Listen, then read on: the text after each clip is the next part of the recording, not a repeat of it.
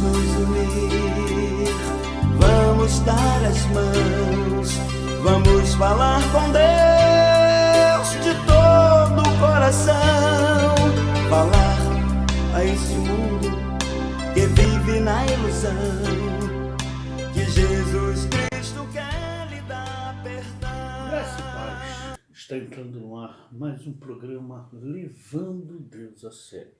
Eu sou o pastor Eric de Deus e espero que daqui para frente a gente possa desfrutar de alguns momentos maravilhosos de aprendizado.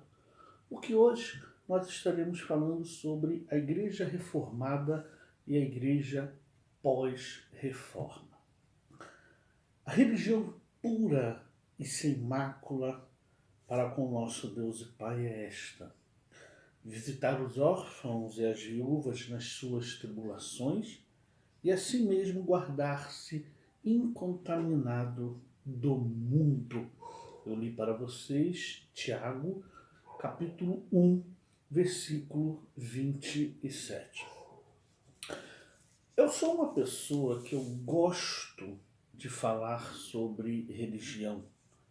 Eu adoro poder extrair, colocar para fora, explicar a razão da minha fé e sinto-me também completo por vivenciar todo esse envolvimento, toda esta liturgia que compõe a igreja, toda essa comunhão com as pessoas que, assim como eu, também desfrutam dos mesmos interesses espirituais. E quando o assunto envolve fé ou religião, nós vamos perceber que existem diversos tipos de opiniões, diversas, muitas, sobre este assunto.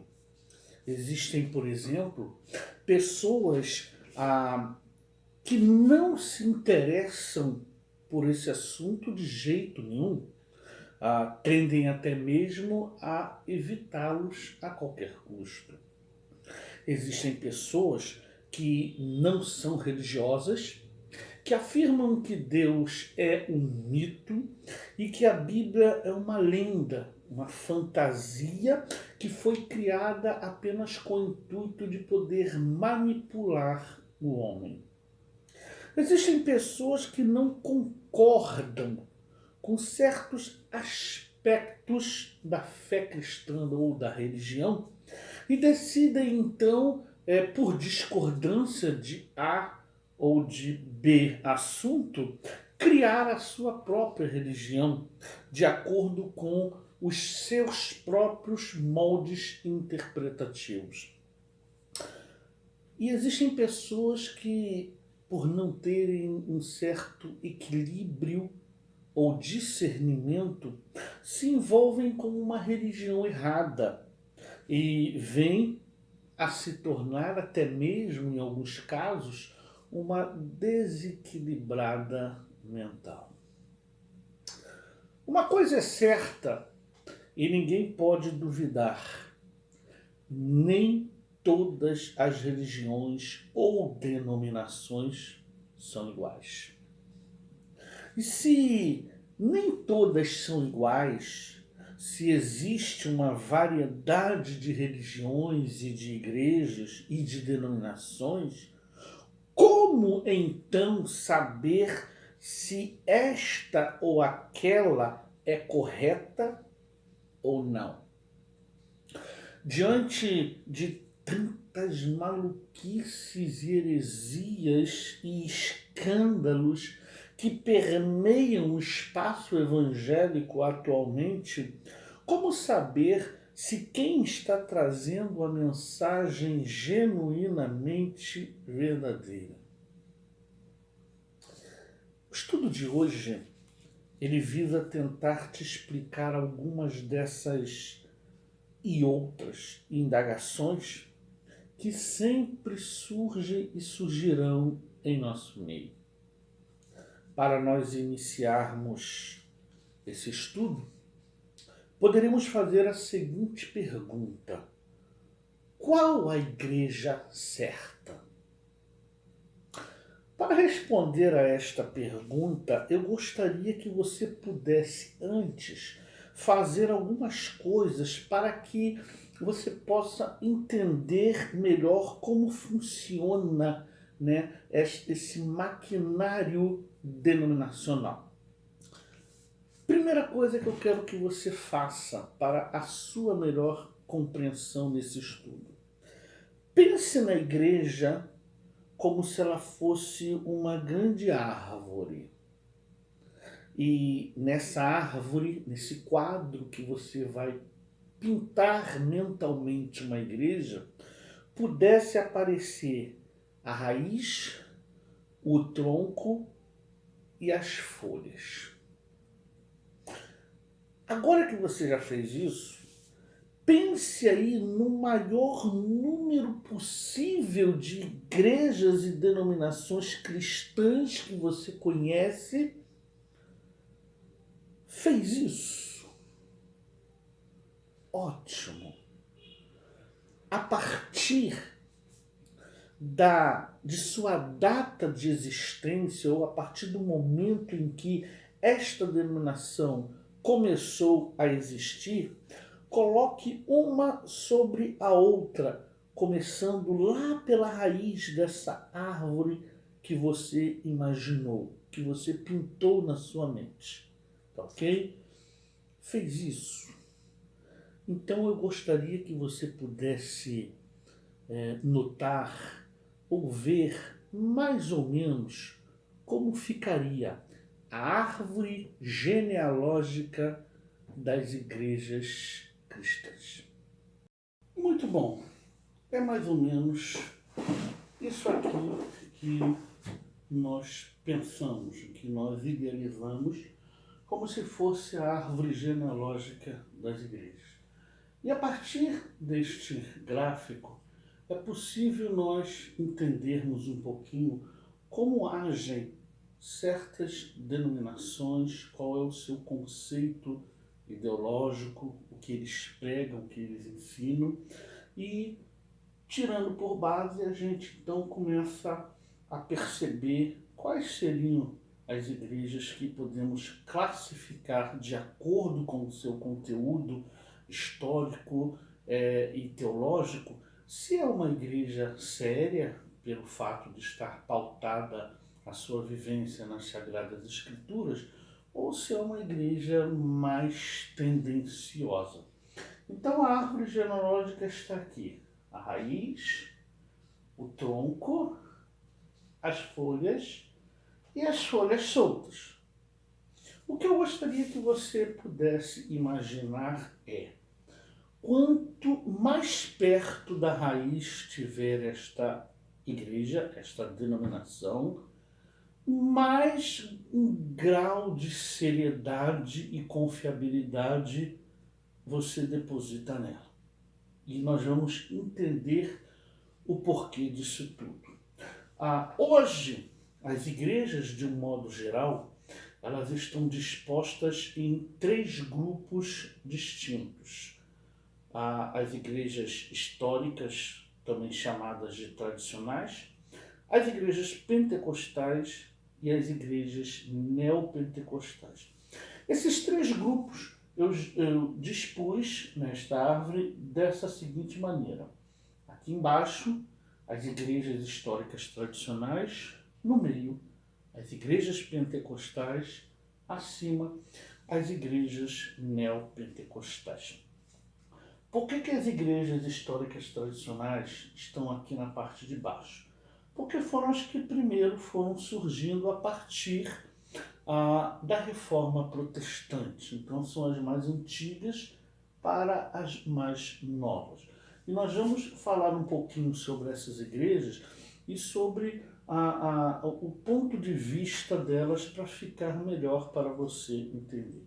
Então, vamos tomar parte aqui, onde surgiu a Reforma Protestante no ano de 1510, quando um monge da ordem de Santo Agostinho, chamado Martinho Lutero, ele se voltou contra a venda de indulgências praticada pela Igreja Romana, pelos abusos do poder papal, sobre muitas coisas que estavam acontecendo e que não agradavam não só ao monge Martinho Lutero, como a muitas pessoas, principalmente a classe de burgueses da época. Então, em 1517, Martinho Lutero ele fixa na porta da Catedral de Wittenberg, na Alemanha, as suas 95 teses, onde ele denunciava alguns abusos da Igreja Romana e também expunha os elementos da sua fé. Esse foi o estopim de mudanças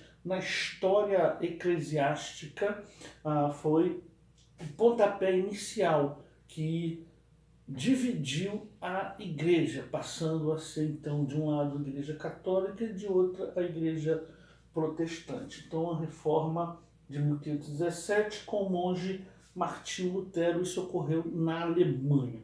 Tá? Logo depois, em 1523, houve na Suíça uma outra reforma por um homem chamado Ulrich Zwinglio. Foi a reforma zwingliana. E só uma coisa, um detalhe que precisamos entender é que a reforma protestante ela não aconteceu em um único momento, em uma só vez. Ela levou décadas, ela foi acontecendo ao longo da história por muitos anos. Ok? Então não foi apenas o Martinho Lutero, não, Martinho Lutero foi o que deu o pontapé inicial, isso na Alemanha. Depois, em 1534, foi a vez da Inglaterra sofrer a reforma através do rei Henrique VIII. Mas é bom nós lembrarmos que a reforma anglicana ela não teve cunho religioso, mas sim uma tentativa do rei de poder oficializar seu divórcio e casar-se de novo, que era uma coisa na época não muito bem vista pela igreja, a questão do divórcio. Então essa reforma anglicana ela tinha mais esse cunho aí, pessoal do rei Henrique VIII. Isso foi em 1534. E depois, em 1536, chega o reformador João Calvino, né, em Genebra. Houve a reforma dele e a partir daqui a igreja ela toma uma força maior, até porque Calvino era um homem que tinha uma visão muito grande, não somente pelo lado religioso, mas também pelo lado social. Ele fez muitas coisas, tá bom? Mas eu não vou me deter nisso, eu só quero que você acompanhe a linha de raciocínio. Essa igreja aqui são as igrejas históricas tradicionais. Então houve a reforma que praticamente se deteve aqui. E depois houve um período das igrejas que foram surgindo a partir das igrejas reformadas, né? Essas aqui foram o estopim principal. Então a partir daqui surgiram dessas igrejas essas outras aqui que também compõem aquilo que nós chamamos de igrejas históricas tradicionais. Ou seja, em 1550 aparece a igreja menonita com Menno Simons na Holanda. A igreja menonita é uma igreja que lembra aqueles Amish, são um grupo muito fechado, não, que geralmente negam qualquer tendência como internet, televisão, progresso. Eles são muito fechados entre si, mas o motivo deles serem muito limitados, de viverem como uma comunidade, né, é justamente para que não perca a identidade daquilo que eles são, tá bom? Então, Menno Simons, na Holanda, a reforma menonita. Depois, em 1560, surgem os presbiterianos, com John Knox, né, a Escócia em chamas, então surge a igreja presbiteriana. Em 1580, Robert Browne, na Inglaterra, ele abre com a igreja anglicana, que é a igreja anglicana, o rei sempre foi o líder dela. E a ideia de ter um soberano controlando a igreja se assemelhava à igreja católica, como o Papa fazia. Isso não estava sendo muito bem visto, então Robert Brown funda a igreja congregacional, de estilo democrático, onde a igreja responde por ela. Tá? Em 1609 surgem os batistas, com um homem chamado John Smith, também na Holanda. John Smith ele abre com o presbiterianismo pelo fato de, na ocasião, não concordar com o batismo infantil, então ele sai juntamente com alguns amigos e iniciam a jornada histórica dos batistas na Holanda. E em 1739 aparece a Igreja Metodista com John Wesley na Inglaterra. Então, esse grupo aqui, esse primeiro grupo, que está pintado aqui em amarelo, são chamados de igrejas históricas tradicionais. As igrejas tradicionais ou históricas, né, ou reformadas, elas têm uma característica que se difere das demais. E nós vamos ver aqui. Essas igrejas são conhecidas como, geralmente, igrejas calvinistas. Algumas mudaram, né? Por exemplo, a metodista depois, né, no período da Reforma, há quase 100 anos depois, ela abriu e ela se tornou mais arminiana, né? Foi a primeira denominação a aceitar as ideias de Jacob Arminio, tá? Mas percebam assim que as igrejas que são consideradas calvinistas, elas são herdeiras diretas da reforma protestante. A sua mensagem ela tem um certo estilo que difere das demais. São igrejas cujas suas doutrinas elas são todas fundamentadas nas escrituras sagradas, tá? Dão muito valor os seus líderes, por exemplo, os seus pastores, seus mentores, ao ensino acadêmico. Então, para o camarada ser pastor nessa igreja aqui, ele tem que fazer uma faculdade acadêmica de teologia, não pode ser qualquer um, porque subentende-se de que se nós valorizamos os ensinamentos bíblicos, é preciso de alguém que esteja preparado para responder à nossa fé. Tá? Dão muito valor à história e à doutrina, né? A gente vive um momento hoje em que muitas igrejas estão desvalorizando a história de uma determinada igreja, né? Quando assumem homens com tendências a apagar a história da igreja. Então, não, as igrejas históricas valorizam aqueles que o antecederam. Tá? E tem um grande apego ao Novo Testamento. Entendem que a aliança da igreja está no Novo Testamento. Então, por aqui você entende um pouquinho do que é as igrejas históricas tradicionais. Tá ok? Muito bem, continuando aí o nosso estudo, já vimos o lado das igrejas históricas tradicionais, agora vamos ver as igrejas pentecostais. Tá ok? A primeira onda foi o movimento americano ocorrido na Rua Azusa, né, no início do século XX. A segunda onda foi a renovação, marcada pelo aparecimento de igrejas com lideranças autônomas. Tá ok? E o que acontece aqui, em 1910, surge dois grupos. O primeiro é a Congregação Cristã do Brasil, com Luiz e Francisco, e também a Assembleia de Deus, com Daniel Berg e Gunnar Wingre, iniciando sua jornada pentecostal lá no Pará, em Belém do Pará. Em 1953 surge a Igreja do Evangelho Quadrangular, com a Aimee McPherson nos Estados Unidos, né, com aquela famosa visão renovadora: Jesus salva, Jesus cura, batiza no Espírito Santo e breve voltará. Era a visão da Igreja Quadrangular. Em 1955, a Igreja Pentecostal Brasil para Cristo, com Manuel de Melo e Silva. Em 1960, a Igreja Cristã de Nova Vida, com Roberto McAllister. E em 1962, a Igreja Pentecostal Deus e Amor, com Davi Miranda. Tá? O que torna essas igrejas diferentes dessas de baixo? Geralmente, a partir daqui, os pentecostais e neopentecostais não são considerados igrejas calvinistas, e sim arminianas, pelo fato de terem abraçado a visão de Jacó Armin. Tá? As suas ideologias são a ênfase no dom de línguas, tá? E isso nas igrejas pentecostais, o dom de língua é quase que colocar uma pessoa em um patamar elevado, tá? Dão muita ênfase a isso, muito apego ao Antigo Testamento. Raramente você, visitando uma igreja pentecostal ou neopentecostal, raramente você verá alguém pregar no Novo Testamento, pelo fato de eles terem muito apego à antiga aliança.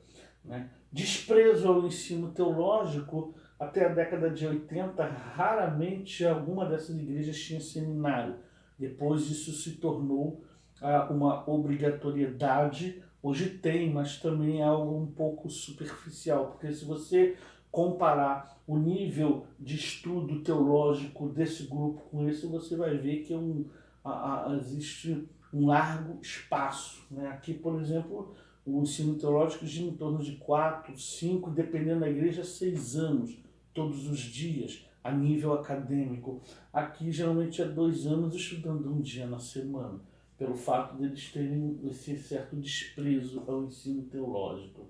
Né? Radicalismo nos usos e costumes, é uma tendência geralmente das igrejas pentecostais, né? E isso pelo motivo de uma má interpretação bíblica de alguns textos que forçam a barra a fazer com que as pessoas façam aquilo que os líderes querem que eles façam. Valor ao ensino leigo, ou seja, qualquer um pode ensinar nessa igreja, e o ministério nessas igrejas é um ministério crescente, é uma espécie de promoção. Você chega como porteiro, é levado a obreiro, a diácono, a presbítero e pastor. Então não se trabalha com o dom que a pessoa tem, mas incentiva-se através de promoções. Tá? O terceiro grupo, geralmente, é aquele grupo que teve seu início a partir dos anos 70.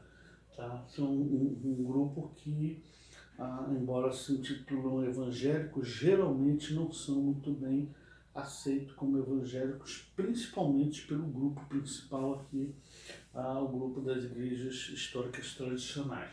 Tá? Geralmente é início dos anos 70, com algumas variações para mais baixo. Por exemplo, em 1953 aparece o Ministério Voz da Verdade, como foi Moisés, tá? Em São Paulo. O Ministério Voz da Verdade é muito conhecido de muitas pessoas, sendo que o que é que descaracteriza esse grupo é que eles praticamente negam aquilo que é mais pregado, é a fonte principal das igrejas consideradas igrejas sérias, que é a questão da doutrina da Trindade.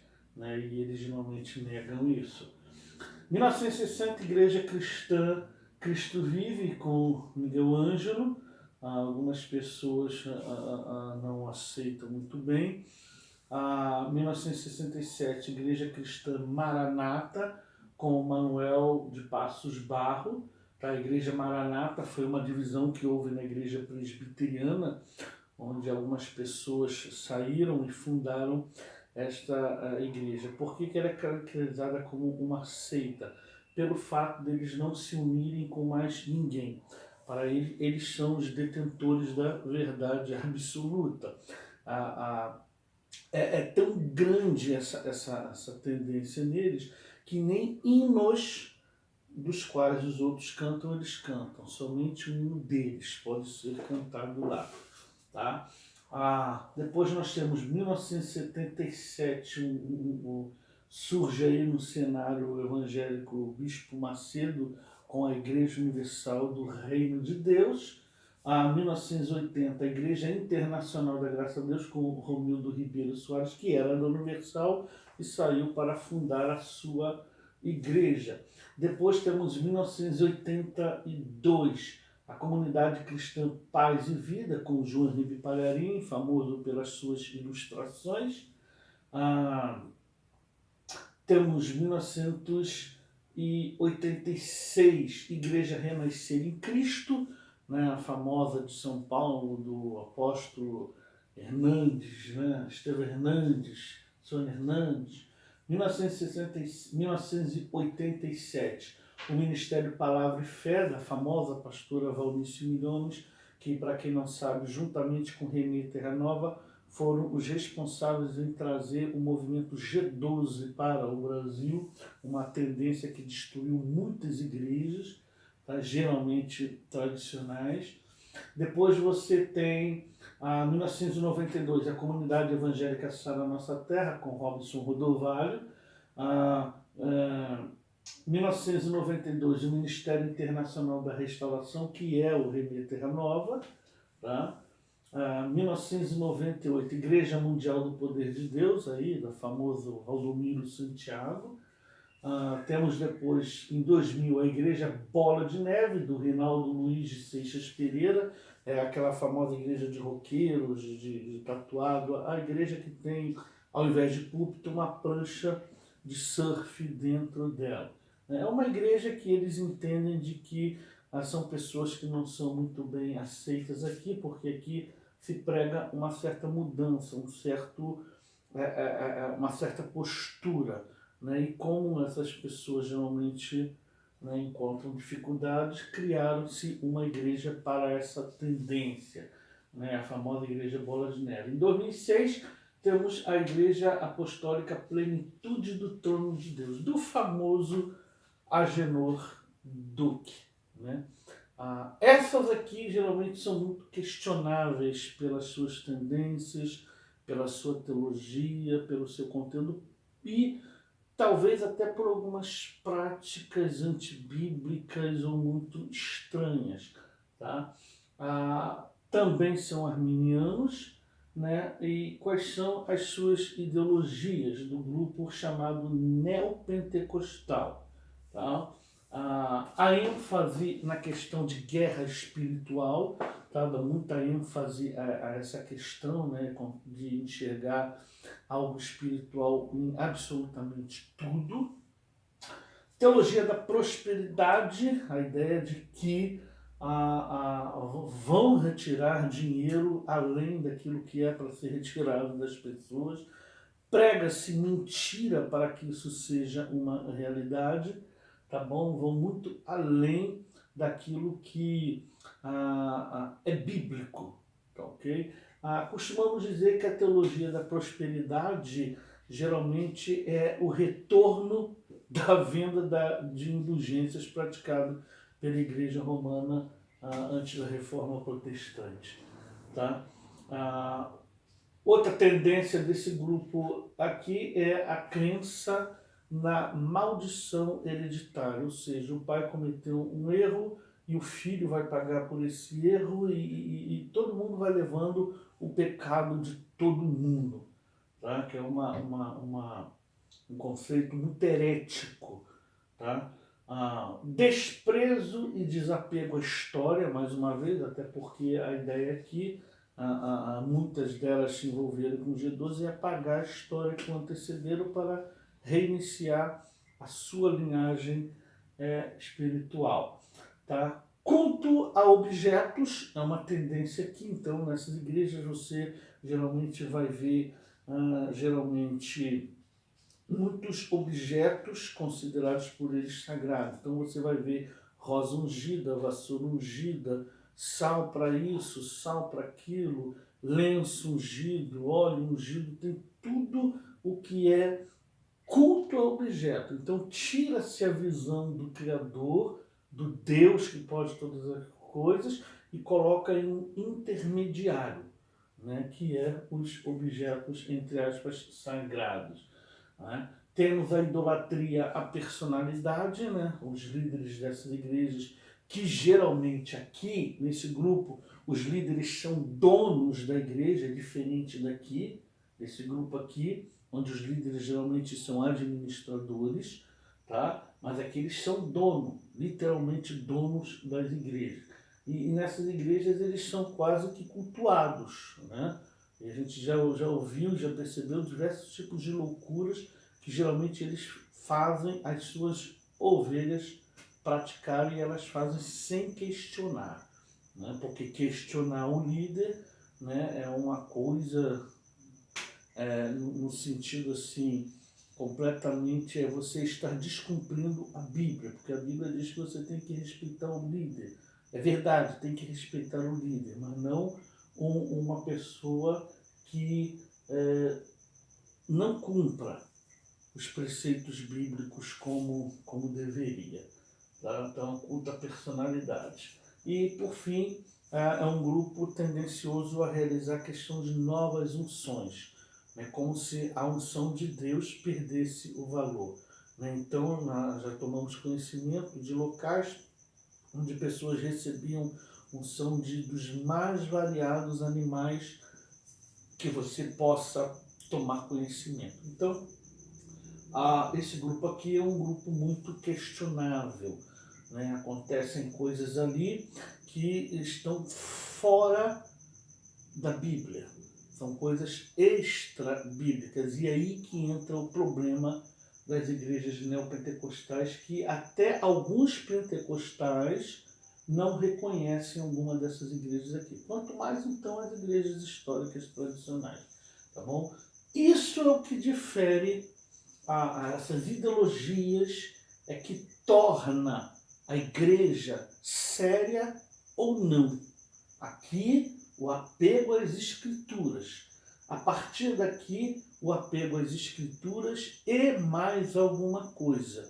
E uma outra coisa que eu esqueci de citar desse grupo aqui e de alguns desse daqui é a valorização por demasiada da questão de Israel. Né? Geralmente é trazer a igreja ao contexto de Israel e não o contrário. Por exemplo, você entra em algumas igrejas, você vai ver a bandeira de Israel, você vê a Arca da Aliança, é um culto à nação de Israel. Né? Isso pelo fato de vivenciarem mais o Antigo Testamento do que o Novo. Porque se fosse uma igreja que valorizasse o Novo Testamento, não teria essa valorização, esse momento judaizante que ocorre dentro de alguma dessas igrejas aqui.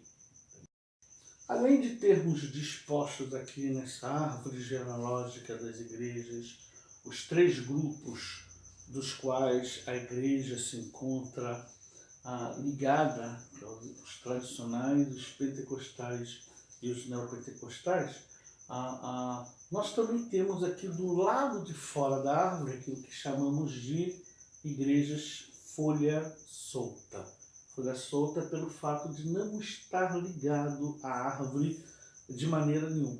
São grupos que se intitulam grupo cristãos, embora não são reconhecidos pela grande maioria desses aqui.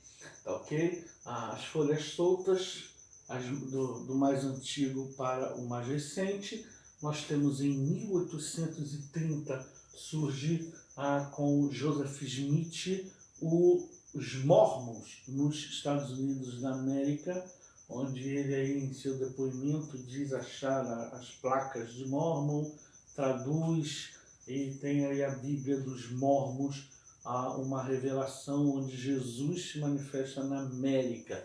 Por isso que em sua Bíblia aparece a expressão um outro evangelho de Jesus Cristo. Bom, a gente lê o livro de Gálatas, o próprio Paulo já até advertiu sobre isso, né? Ainda que nós mesmos, ou um anjo dos céus vos anuncie um outro evangelho, seja considerado anátema ou amaldiçoado. Né?